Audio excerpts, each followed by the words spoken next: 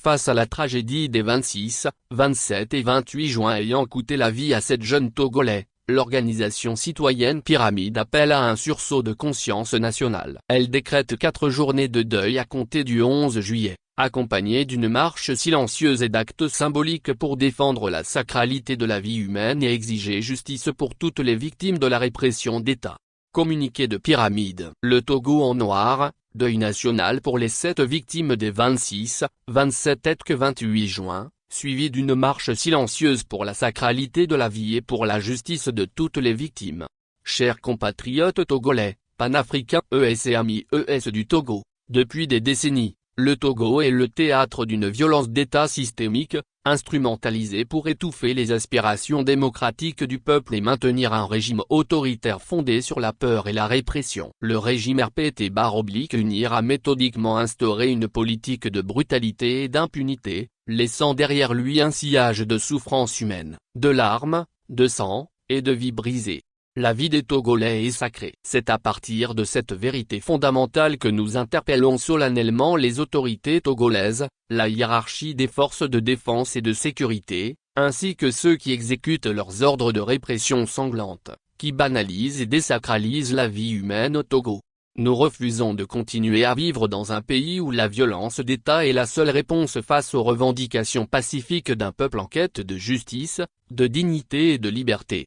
Souvenons-nous de David Alonco Bruce, ancien chef de cabinet de feu Monseigneur Kepodzro, enlevé le 6 septembre 1994 devant ses enfants, à proximité de l'état-major des FAT. Il n'a plus jamais été revu. Souvenons-nous d'Anselme Sinandar et de Douti Sinaling, tués en 2013 à Dapahan. Souvenons-nous de Rachad Agrigna Maman Abafilo, d'Abdoulaye Yakoubou Amango, tombé en 2017. Souvenons-nous de Joseph Zoumeke Abekpota, de Moufidou Idrissou et de Navaino Tchakondo Atoblé Kopé, assassinés en 2018. Et aujourd'hui encore, nous pleurons 7 nouveaux martyrs, tombés sous les balles ou retrouvés dans la lagune, lors des manifestations pacifiques des 26, 27 et 28 juin 2025.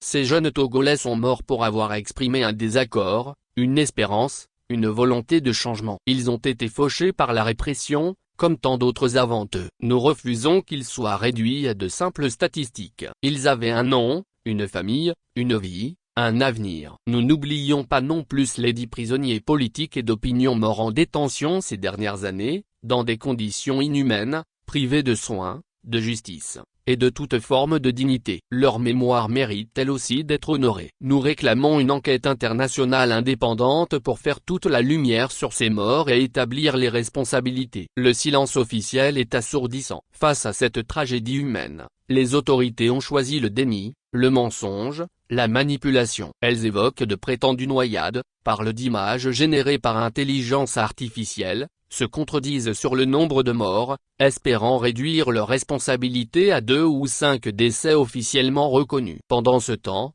les miliciens circulent librement, tandis que des manifestants pacifiques sont condamnés par une justice instrumentalisée. Ce cynisme est une insulte à notre mémoire nationale, à notre humanité collective, à la souffrance du peuple togolais. Appel à l'action. C'est pourquoi nous, membres de la société civile, citoyens engagés, membres de la diaspora et représentants de partis politiques, blogueurs, tiktokers, appelons à un sursaut national de conscience. Nous décrétons, à partir du vendredi 11 juillet 2025, 4 journées de deuil national. Nous appelons tous les Togolais à porter le noir, symbole de deuil et de recueillement, et à se joindre à une grande marche silencieuse le lundi 14 juillet 2025 à 11 h. Le cortège partira de Bekodjandji. Il s'achèvera à la lagune de Bay, lieu de mémoire et de douleur. À midi, nous appelons à une minute d'arrêt national. Les églises feront sonner les cloches. Les conducteurs feront tonner les klaxons. Les commerces suspendront temporairement leurs activités. En amont.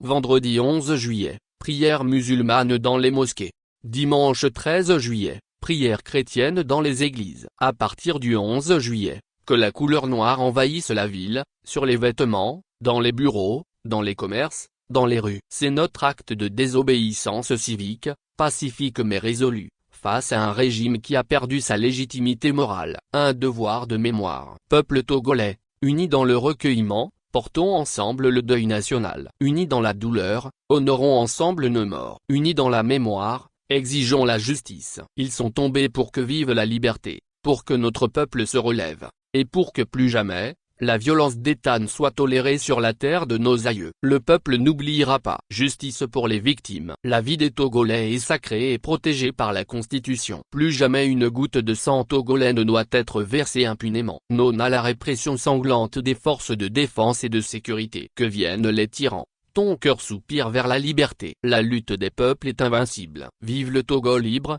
démocratique, solidaire et prospère. Fait à l'homme, le 9 juillet 2025. Pour Pyramide, Choelu Nyamasadji Laté et Fumé Alphonse Leçon. Actualité pays politique Togo en catégorie Z.